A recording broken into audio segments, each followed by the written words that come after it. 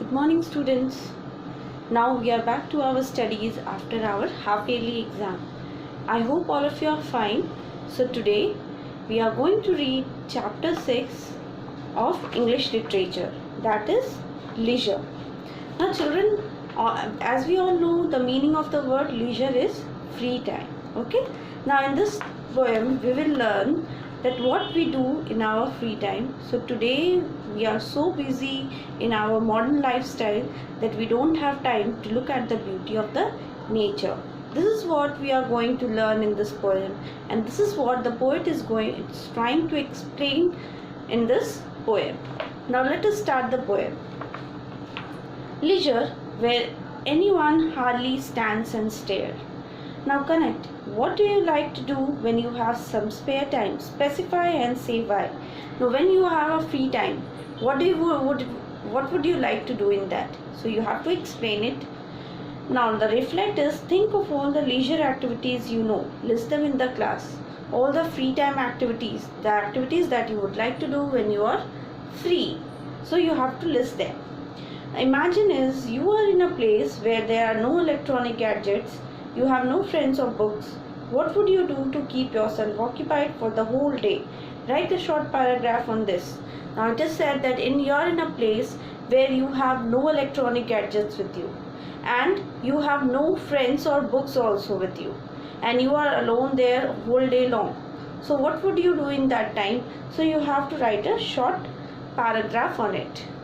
Now children, let's move on to the introduction of the poet. The name of the poet is William Henry Davies. He was born in 1871 and died in 1940. He was a Welsh poet famous for writing poems on nature, city life and hardship. He was born in Newport, Wales.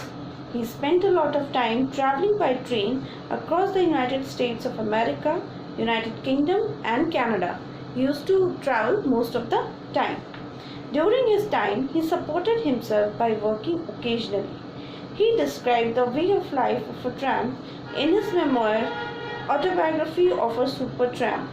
Now, the meaning of tramp is the person who travels from one place to another in search of a work.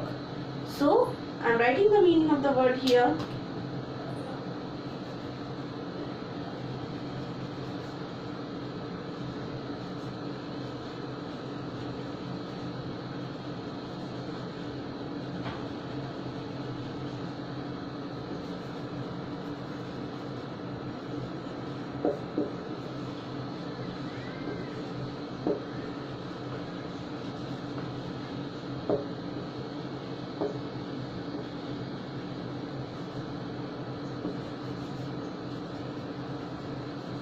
So it is a person who moves from one place to another in search of work. Okay. Now unfortunately he met with an accident during one of these train rides and soon returned to Britain, where he started writing poetry. Some of his famous poems are The Old Oak Tree and The Day is Too Short. So this was the introduction of the poet. Now let's move on to the introduction of the poem. Now, leisure was written by the poet to express his feelings on modern life. So, in this poem, he has expressed his feeling about the modern life. He felt that life moves too quickly. He lays stress on how everybody is always in a hurry and therefore does not pay attention to their surroundings. So, he has laid emphasis on the busy life of the modern time. The people are so busy in their work that they hardly have time to look at their surroundings and enjoy the beauty. Okay? They forget to derive happiness out of the smallest of the things in life. Even the small things, smaller things have got happiness if you pay attention to. But in this modern life, we have got so busy in our lifestyle that we don't have time to look at these small things and derive happiness from it. Now let us start with the poem, children. What is this life if full of care? We have no time to stand and stare. So poet is saying that what kind of life is this?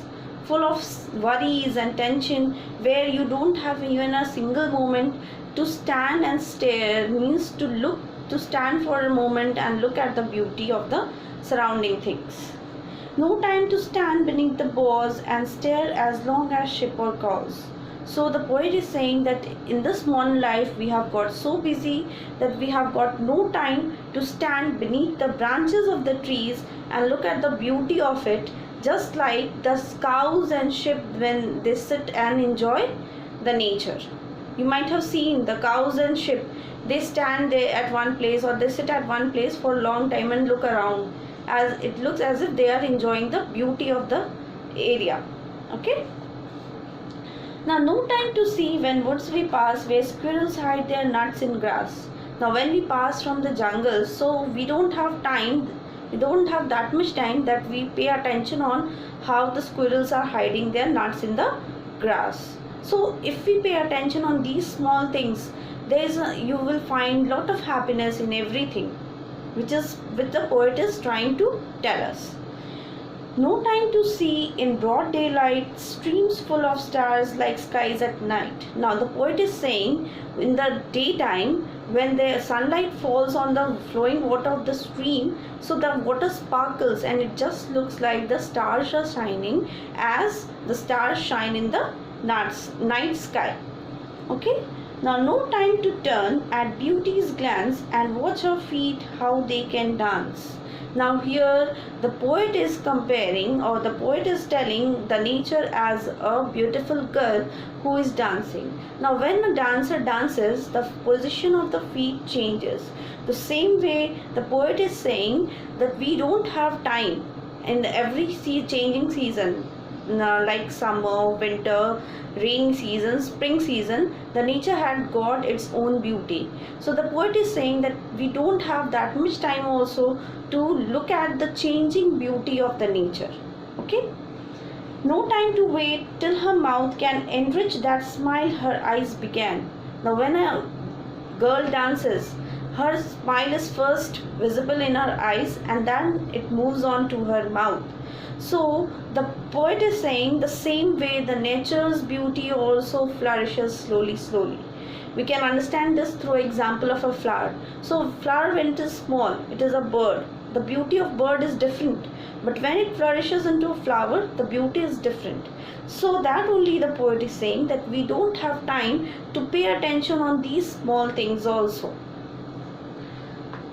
A poor life this is, full of care, we have no time to stand and stare. So the poet is saying this life where we don't have a single moment to spare with our surrounding, to pay attention on the beauty of the nature, to pay attention on the beauty of the small things. So this life is of no use. It is just a poor life, a worthless life. So this is what the poet is trying to explain in this poem, that we have got so busy in our modern life that we hardly have time to look at the beauty of the nature, or to pay attention to the beauty, to the small things that is happening in our surroundings and derive happiness from it. Okay children, so this is the poem what is about. Now come to the word meaning. Boughs means branches of trees. Stare means to look at somebody or something for a long time. Streams means rivers. Glance means a quick look at someone or something, and enrich means to improve something. Now children, the next page we have the question answers that you will get it as PDF. Now moving on to the next topic is the theme. Now what is this theme? Theme is any topic about which the whole story or the poem revolves. So here in this poem, what is the theme? So on which topic the poem is revolving? It is revolving on the topic of nature. So the poet has laid emphasis on the nature. So the main theme of this poem is nature. So I am writing here what is theme. So you can say a theme is a topic on or around which something is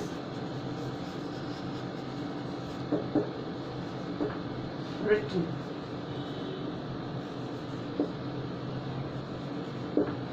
Okay children, now the next topic is the rhyming words. Now what is rhyming words? Now rhyming words, we can say these are those words which having same similar ending sounds. So those words when we speak out, those ends with same sounds, that is known as the rhyming words. Like in this poem you see, what is this life if full of care, we have no time to stand and stare. So here care and stare, they are what? Rhyming words. Care and stare. Like next line, bows and calls. Bows and calls. So these are what? Rhyming words. The same way we have pass and grass, daylight and night, glance, dance, can, began, care, stare. So these all are the rhyming words. Now next exercise question is based on this rhyming words only. Okay children, now moving on to the next one is, what is quantifier? Now quantifier, you can say, is a word or group of words that tells us, that is used before a noun, and that tells us the amount of or quantity of something, and it is used as an adjective. Okay, like you see here, I have very little time left to observe nature. So here this very little is a group of word which is used before the noun time, and it tells us the amount of the time which is left for us. Okay, and it gives us information on how much or how many, and it is a form of adjective. Okay, now so this is what we are going to read in this exercise questions, children. Now the remaining exercise questions, we are going to do it in the next module. Okay, till then, thank you.